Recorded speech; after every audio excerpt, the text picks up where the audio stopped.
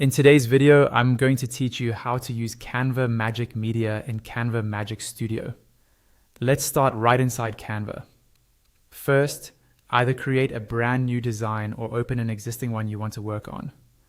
Once your design is open, look over to the left-hand side of the screen for the main toolbar. In that toolbar, find the option labeled Apps and click on it.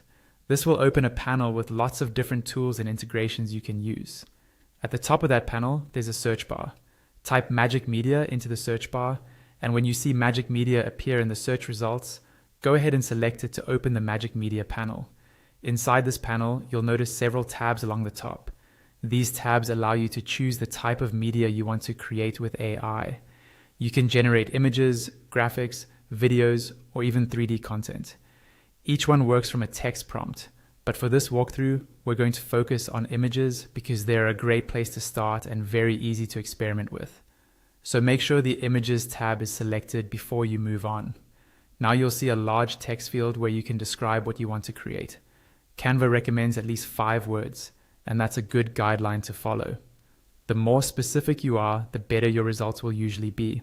For example, instead of just typing dog, you might write small brown dog playing in a sunny park.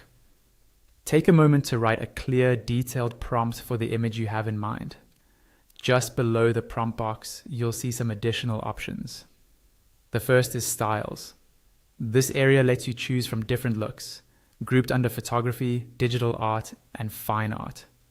These presets can quickly change the overall feel of your image. So try selecting one that matches your project, like a realistic photo look or a painterly illustration style. Next to that, you'll see the current layout, which might be set to square by default.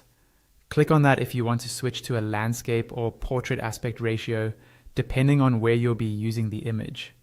When you're happy with your prompt and settings, click the Generate Images button. You'll see a loading indicator while Canva works, and this may take a few moments. Once it's finished, Magic Media will show you 4 different image options based on your prompt. Take a look through them and choose the one that fits your design best. If none of them are quite right, you can simply click Generate again to create a fresh set of options, or tweak your prompt and try once more. When you find an image you like, just click on it, and it will automatically be added to your design canvas, ready for you to resize, move, or edit like any other element in Canva. And that's all you need to start using Canva Magic Media in Canva Magic Studio.